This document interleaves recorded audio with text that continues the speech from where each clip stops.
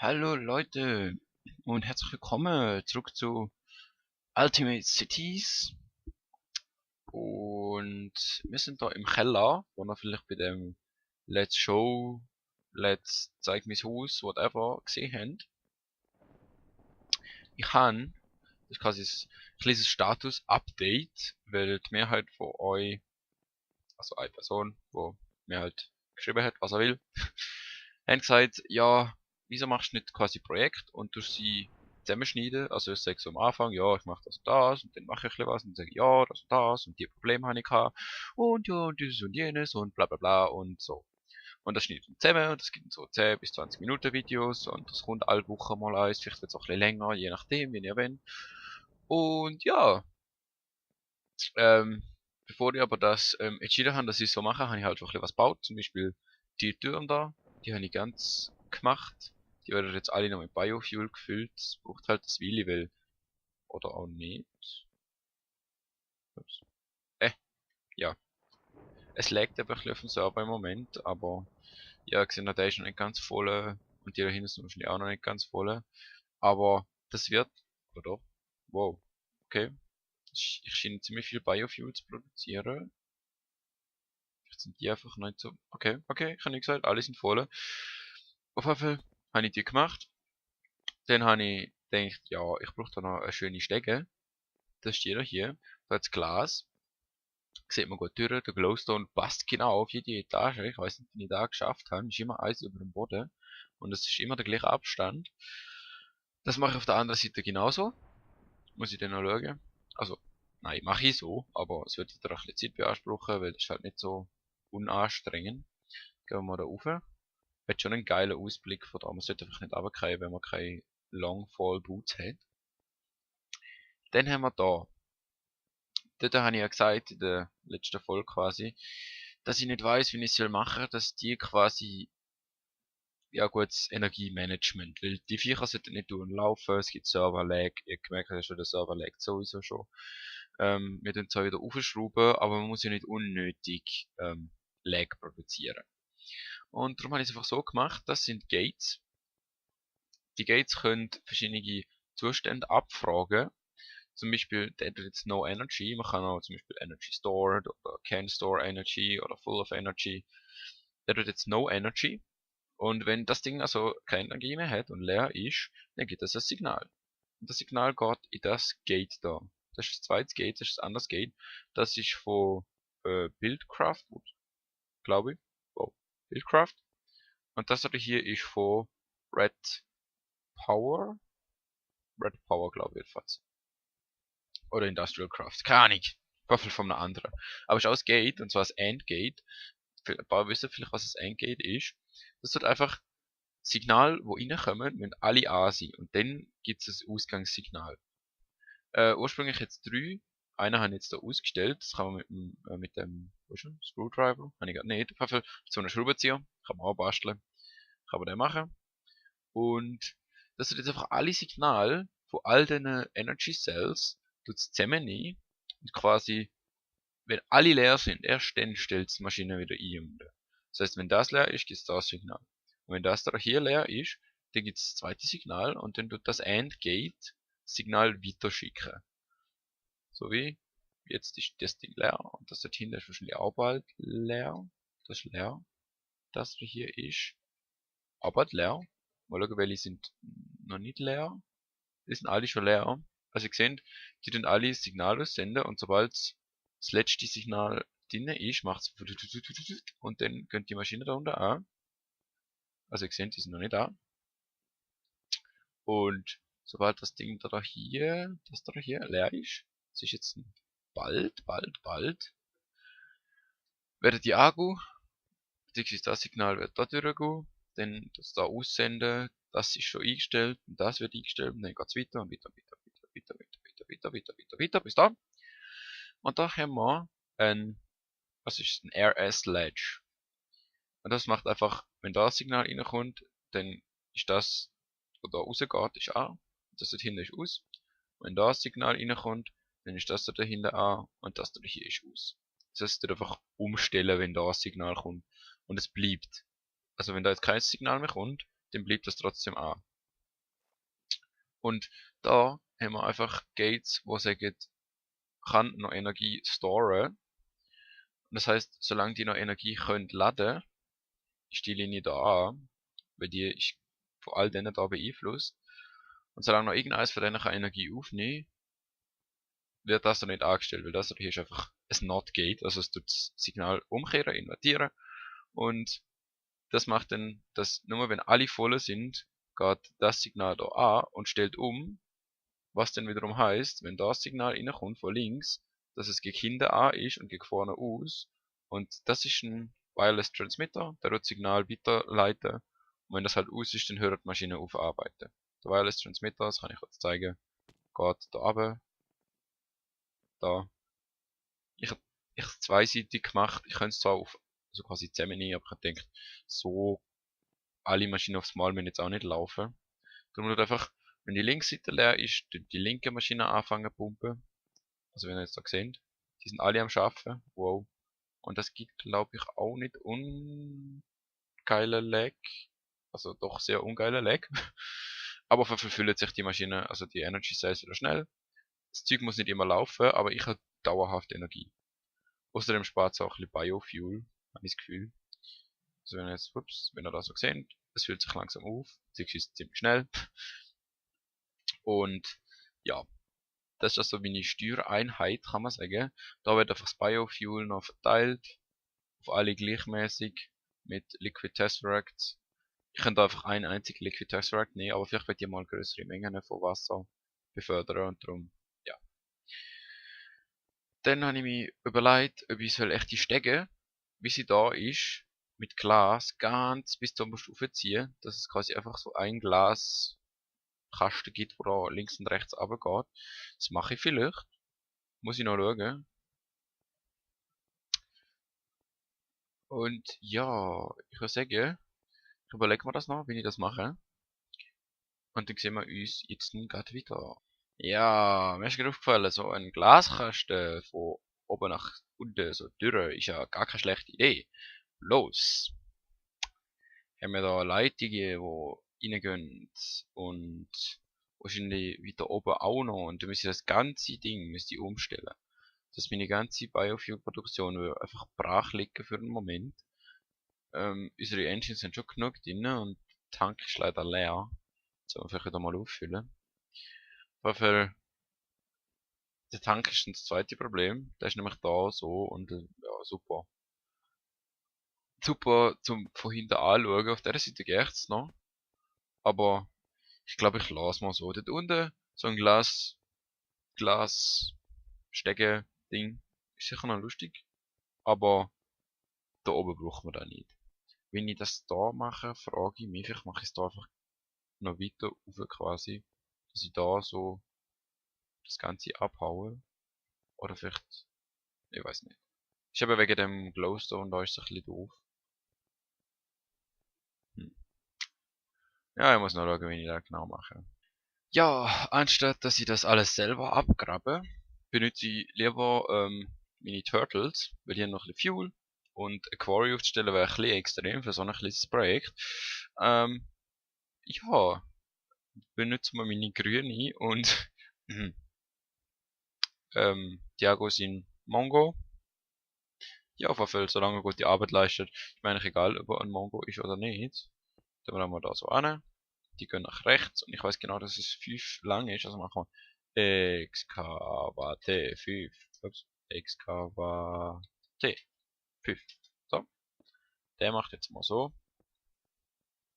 Tut mir leid, Portal, du musst sterben. Das ist ein bisschen zu hoch. So. Wie müssen wir über? Wir müssen bis da über. Da kommt die zweite Turtle an und zwar nach links, weil wenn sie rechts abbiegt, dann sollte sie so aufgestellt sein. So. Und du machst jetzt Excavate 5. So. Jetzt schaffen die für mich. Das finde ich äußerst gut. Okay, die Stecker baut es auch ab, aber ist ja egal. Das Gute ist, das sind Junkloader Turtles. Das heißt, die könnten auch schaffen, wenn ich nicht da wäre und wenn ich keinen Junkloader oben habe. Also die tun quasi sich selber Junkloaden.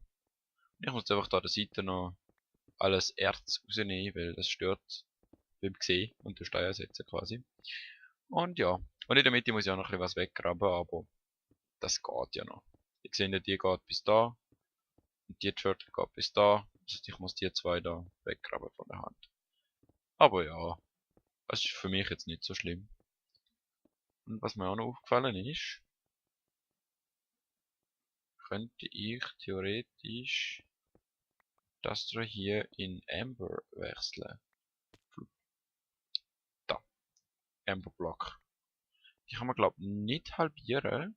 Es gibt ja die Saw. Die kann man glaube ich nicht halbieren. Aber dafür sieht man da schön ab.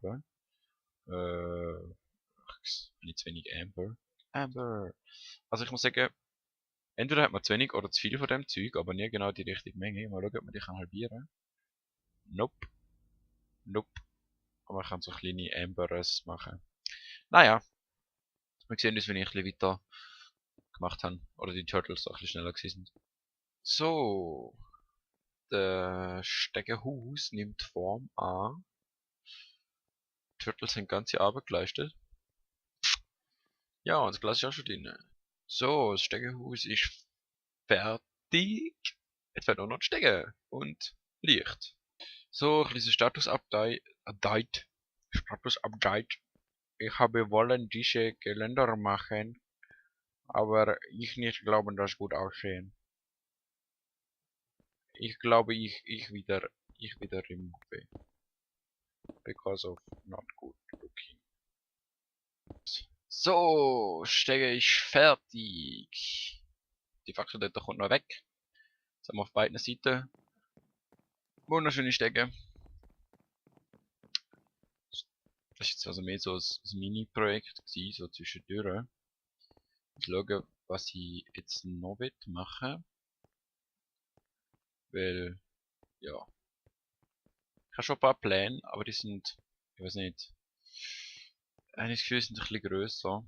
Ah, was ich aber noch machen muss. Ich könnte einfach da, aber die Stecker, ich finde sie ist cool. Was ich noch machen ist, von da, ungefähr, also wenn das da alles übergeht, dann geht das da alles über und da, aber, weil, wir haben da unten, wie zeige ich das am besten? So. Da haben wir nämlich noch etwas. Und wenn wir jetzt irgendwie da runterkommen. Und das machen wir am besten, indem wir da runtergehen. Am besten nicht die Wand rausrupfen. Und dann werden wir wahrscheinlich da einen Stege ansetzen. So. Stege. Dann, oder? Jo. Dann Stege. Und Plattform. Und da kommt noch auch wieder Stege. Und vielleicht sind wir dann schon auf der richtigen Höhe. Nein, wir eins runter. Kommt fast genau richtig gut auf. Kommt man da halt eins rein. Ist ja nicht so schlimm. Da rauf.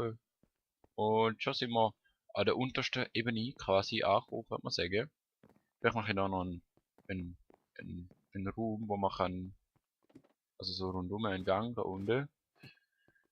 Dass man kann die Monster auf allen Seiten begutachten, vielleicht das Ganze da aus Glas machen, ein bisschen höher. Aber das werden, ja eigentlich, da könnt ihr auch in das Projekt rein, jetzt da. Nennen wir das Projekt Anfangsverschönerung. Dann widme ich mich jetzt kurz dem da hier. Und dem dort unten noch und dann sehen wir uns bald wieder. Ja, es sieht aus. Ich muss mit erschwerten Bedingungen kämpfen. Also das ist ja unsere Monsterfalle, Spawner Room, kann man sagen besser. Und es hat nicht ganz unwenig Obsidian rum. Zum Glück habe ich Efficiency Pick. So eine, die ziemlich schnell ist. Efficiency 5, glaube ich, ist es. Aber die Lava da, die ist überall. Wir müssen halt auf dem, also das Spawner Floor da ist auf Bedrock Höhe, also Höhe 2. Und da hat es auch überall links auf der, rechts oben auf der Minimap gesehen, also vielleicht, es hat einfach überall Warte mal. So. Es ist einfach überall Lava. Und ja, es ist also sehr angenehm. Auf jeden Fall, ich habe mir vorgenommen, also ich habe mir so vorgestellt, ich mache einfach da eine Wand, vielleicht durch das Glas, ich muss noch schauen, ich bin mir gerade noch etwas anderes am überlegen gewesen. So Kerker-mäßig mit Gitter und Mossy Cobblestone oder sonst irgendwas, wo ein bisschen zerfallen aussieht. Und dann geht's einfach, denke ich mal, 3 gegen rein. Und dann auf der Hinterseite kann man immer so wieder so Lava-Lichtquellen, aber ich denke, das wäre noch ziemlich geil ausgesehen. Ich muss einfach schauen, dass da mit dem Holz nicht schief geht. Sonst ist das ein bisschen blöder. Aber ja, wir sehen uns wieder, wenn ich ein bisschen vorwärts gekommen bin. Und ja, das kommt davor, wenn man Turtles zu Hilfe nimmt. So, Keller ist ausgehoben, kann man sagen. Pfeiler sind markiert. Jetzt müssen wir nur noch die, wie heißt die, Conveyor Belts wieder einsammeln, damit die sich neu verteilen, beziehungsweise neu anordnen. Weil, es ist schon nicht schlecht so, dass alle Monster zu einem zentralen Punkt getrieben werden. Bloß, die kommen nicht nach. Und wenn ich alle Monster-Spawner auf Small angestellt habe, dann gibt's einfach einen riesen Ansturm an Monster und die stünden da wirklich so da rum und werden einfach nicht gekillt. Darum habe ich mir gedacht, das sind ja 8 Spawner, je 2 Spawner gehen die eine Richtung, das heißt, da ab der Mitte geht's nach rechts und nach links und äh, Sammel der Sammelding da geht dann einfach da am Rand entlang, vielleicht zweimal, also zweifach, kann man sagen. Beziehungsweise, entweder sag ich es, ja doch, ich glaube, ich mach's schon so. Also der geht dann da so am Rand entlang und da hat's dann je 2 Turtles, da 2, dort hinten 2, wo das Zeug dann schlachtet, weil, ja, es hat schon ein bisschen Ansturm, wenn alle spawnen. Die spawnen ja 5 pro Sekunde. 5 Monster pro Sekunde. Sogar wie Licht. Also, ja. Und wie du mal am besten Conveyor Belt einsammeln mit Wasser. Und zwar so. So. So. Ja, der Server ist ein bisschen laggy, darum tut es nicht direkt updaten. Das Spiel selber. Darum werden wir jetzt einfach überall von diesen Wasser an und alle Conveyor Belts wieder einsammeln. Weil die abzubauen dauert einfach viel, viel länger. Darum mache ich es lieber so. Weil das geht schnell und einfach und man hat kein what the fuck Problem. Von wegen, ja, ewige Zeiten so zu machen und es dauert ewig und es dauert ewig und dann geht das ewig durch. Auf jeden Fall, ich werde das jetzt machen. Nochmal eins rausgehen. Das heisst, da nochmal eins in die Wand rein. Dann haben wir einen Dreierbereich zum Stuhl quasi. Dann sind da Gitter. Dreierbereich zum Stuhl. Moment, da sind Gitter. Nein, sind es nicht. Weil die brauchen 4 zum Spawnen. Das heißt, da sind dann Gitter. Und dann gehe ich nochmal eins rein. Dann haben wir dann einen Dreierbereich zum Stuhl und hinten kommt Lava. Und ja, ich mache das im Cheat schon mal. He? Ja, da das ja nicht umsonst Fiete Beast ist, also so Technik und so Zeug, habe ich mir gedacht, scheiß drauf, das Ganze von Hand zu machen. Auch übrigens da, ähm, es wird so eine Art Gefängnis sein. Fühlt sich nicht schlecht aus. Ja, ein paar Änderungen würde ich vielleicht noch machen. Zum Beispiel der Glowstone da gefällt mir nicht ganz gut. Aber auf jeden Fall, es ist ja Technik und so, Fiete Beast und so. Drum werde ich das Ganze da, beziehungsweise habe ich schon, die Reihe da und die dort hinten, habe ich schon mit Filler abgebaut. Ein Filler ist ganz einfach, das sind so Marker da, die markieren das Gebiet. Wir machen jetzt Man kann es zweidimensional oder dreidimensional. Wir machen es jetzt dreidimensional. Dahinter kann nämlich auch nochmal eine an. Und zwar so da unten so. Der kommt weg, weg, weg, weg. Und an und plopp, plopp. Jetzt haben wir da dreidimensionales Netz von so Laser, die rote da. Und wenn man die Laser mit, je nachdem, Quarry oder Filler in dem Fall, verbindet, zack, dann gibt es so ein, nennt man da, wo man mal auf Baustelle und so sieht, oh, Uran, das kann man gut brauchen. Und der Filler füllen wir jetzt einfach mit Glas.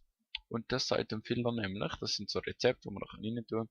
9 Glasstückchen sagen ihm, er soll einfach das Ganze löschen, was wir da eindingselt haben.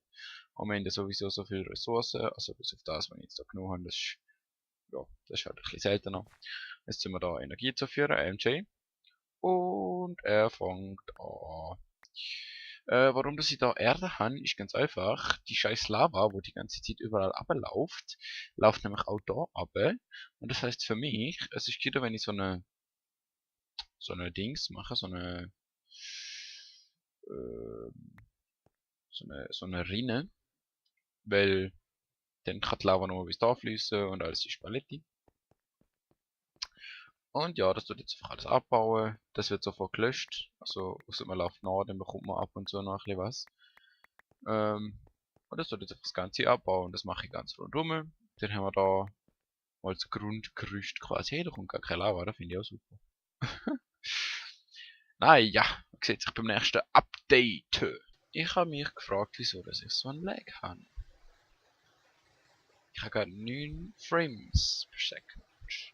Und es ist sich herausgestellt, wenn ihr rechts oben auf der Karte seht, die glühenden Pünktchen dort, beziehungsweise der glühende Haufen, das sind Wisps.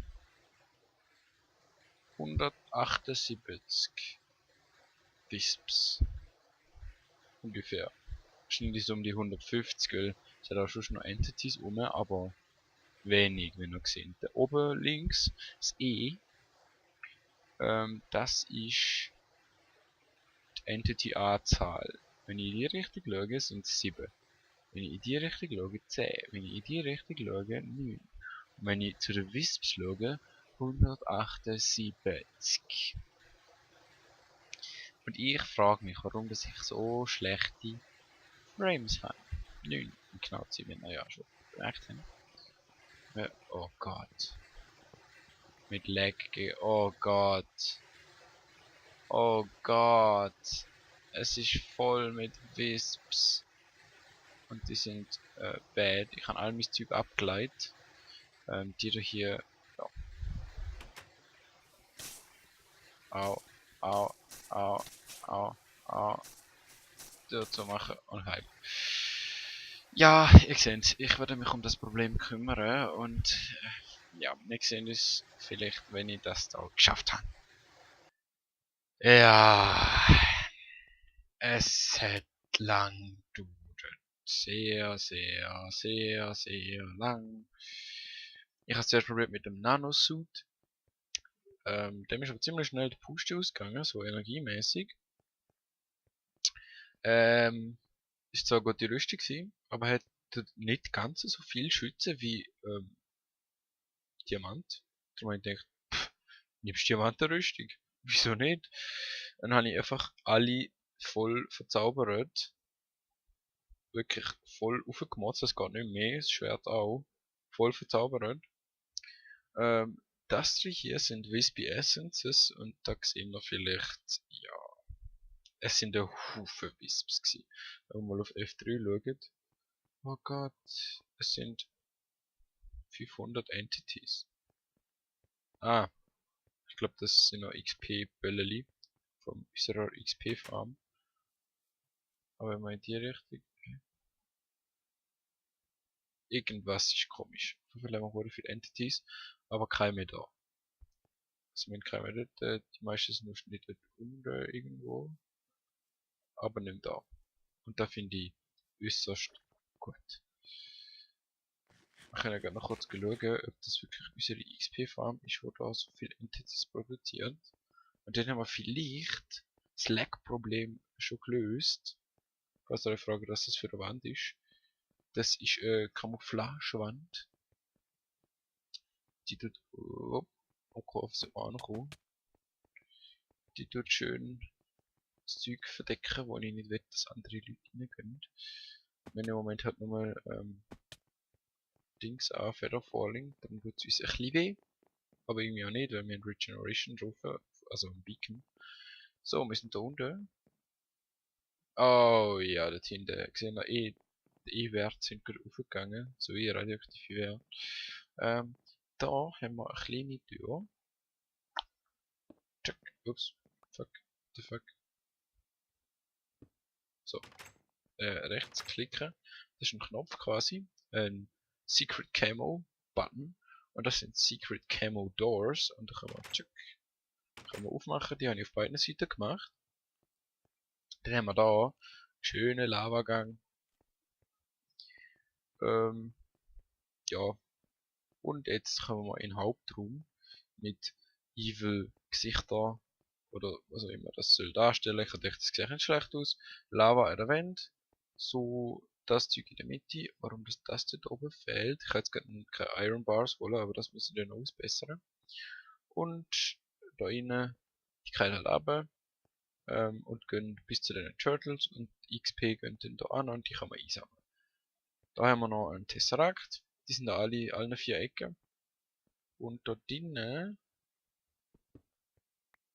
man sieht es jetzt gerade nicht so gut, sieht man es da unten? Da haben wir so Dings, wo das aussortiert. Da oben ist ein Void Pipe, da ist ein Diamond Pipe, wo halt die Sachen, die man nicht braucht, aussortiert. Und das Zeug geht gerade aus den Turtles, wird rausgesogen und in Tesseract verfrachtet. Okay, und da werden immer noch Witches killed. Und wir sollten die XP mal einsammeln. Wieso, dass die Witches immer noch gekillt werden? Werden dann noch neu gespawnt? Oder sieht da noch so aus? Die sollten nämlich schon lange tot sein. Da werden noch neue Witches gespawnt. Passiert das jetzt wenig? Also, ich habe es aber so eingestellt oben, dass Witches und halt Zeug produzierende Viecher spawnen genau dann, wenn ich zu wenig von etwas habe. Witches spawnen normalerweise dann, wenn ich nur noch weniger als 5000 Redstone und weniger als, nein, 5000 Glowstone und weniger als 6000 Redstone haben, glaube ich. Und es sieht aus, als würden die spawnen aus irgendeinem Grund. Jetzt mal schauen, ob das an meinem Schalter liegt. Oder da Button. Es liegt an meinem Schalter. Okay, ich habe nicht gesagt. Wir haben wahrscheinlich bis genug Redstone jetzt mittlerweile und bis genug Glowstone. Also ich meine, 5000 ist natürlich nicht bis genug, oder? Also, und 6000. Aber wir müssen das da noch einsammeln, weil XP und so, und das sind eben auch Entities. Ich kann links oben den Zähler beim E sehen, wenn er runtergeht, mit jedem XP-Kügel, wo man einsammelt. Die Iron Bars da sind einfach, weil es gibt so Geister XP-Kügel und die ja, die sind nervig, weil die werden nicht aufgenommen. Die schweben dann einfach die ganze Zeit um dich herum. Das sind jetzt die da, die da zurückbleiben. Das ist eigentlich wie ein Sieb. Und die bleiben einfach. Also die kannst du nicht aufnehmen oder die gehen auch nicht weg. Die spawnen einfach irgendwann, glaube ich. Und ja. So. Und da hinten noch was? XP? Nope. Das heißt, wir sind wieder in einem normalen Bereich. Ich habe zwar immer noch 20 Frames, aber es läuft doch ein bisschen flüssiger. Naja, wir werden den Server bald aufstocken auf 6 GB, glaube ich, RAM. Und dann sollte das Zeug wieder flüssig laufen. Auf jeden Fall kann eigentlich das Portal gehen, wenn man es genau nimmt. Ich hoffe, euch hat die Folge gefallen. Lasst einen Kommentar da, weil das hilft mir. Kann ich schauen, was euch gefallen hat. Weil ich denke, ich habe einen schlechten Job gemacht, was die Episode anbelangt. Und wenn ihr sonstige Wünsche habt, was ich soll machen oder irgendwas sonst Vorschläge zum Ändern, zum Beispiel findet ihr die Gesichter da voll hässlich und scheiße, dann schreibt das in die Kommentare, vielleicht nicht gerade mit diesen Worten, vielleicht ein bisschen netter, vielleicht ein bisschen konstruktiver. Aber ja, ich würde sagen, das war es für die Folge. Mit dem Ausblick in Kerker, nämlich mit dem Ausblick in das schöne Gesicht, beende ich die Folge. Und ja, man sieht sich das nächste Mal. Tschüss!